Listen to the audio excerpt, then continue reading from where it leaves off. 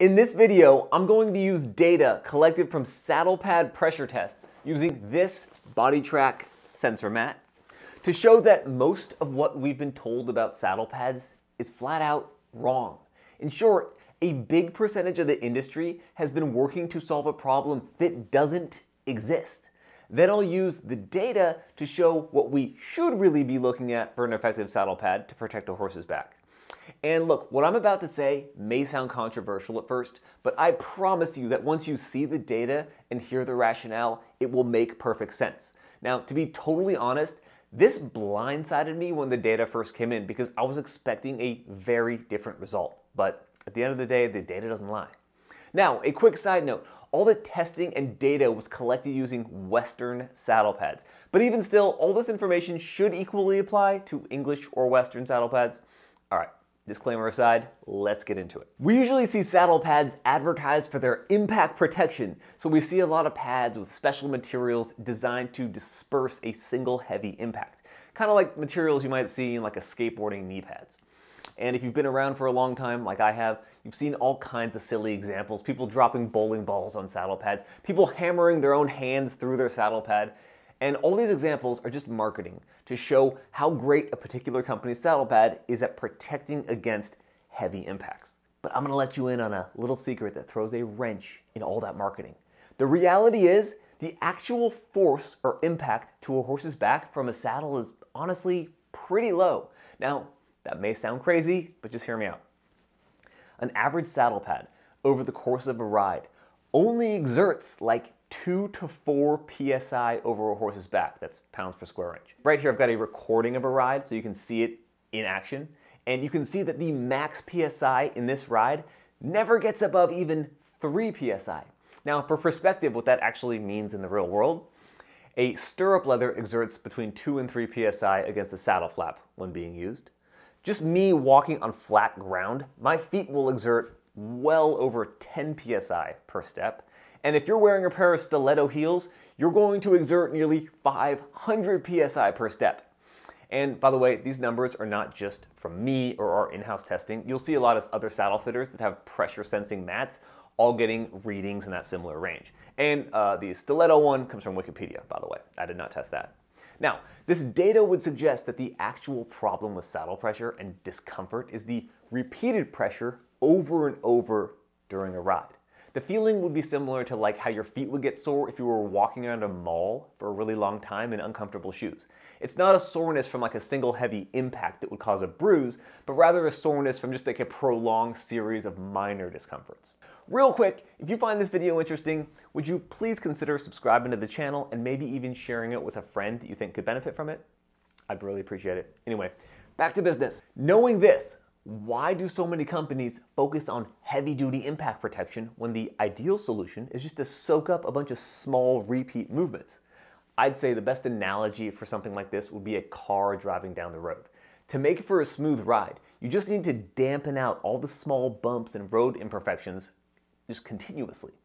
And dampen here is the key word because we need to be able to continuously be absorbing small movements rather than dispersing a single heavy impact. Like if a car could only take one big hit at a time, the ride would end up being super bouncy because there's so many little teeny bumps coming every second. It needs to be able to soak everything up rather than just disperse one huge hit. Kind of like, the hit of a hammer or something. Now I'm going to share a little bit of the data we collected a while back while we were testing different saddle pad materials for an early stage product we were developing. And this data is going to show a few things. Now first, you'll see that no matter the pad material, the actual peak pressure on a horse's back never gets that high, like I explained a couple of minutes ago.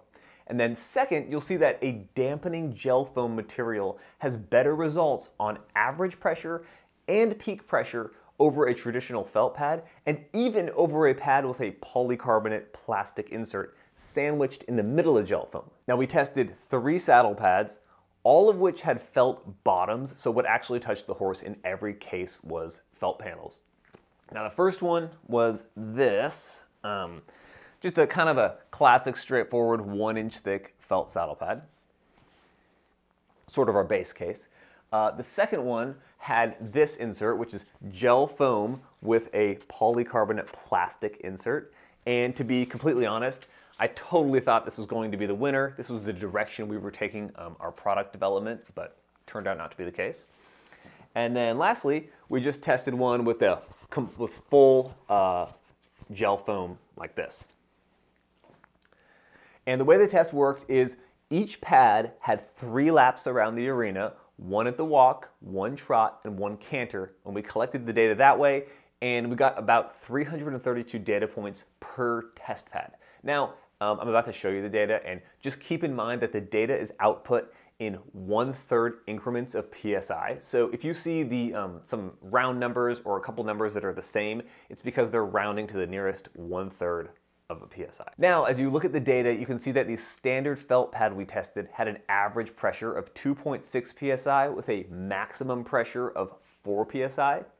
Then it gets significantly better when we get to the polycarbonate pad with the gel foam, coming in at an average pressure of 1.9 PSI and a maximum pressure of 3.7 PSI.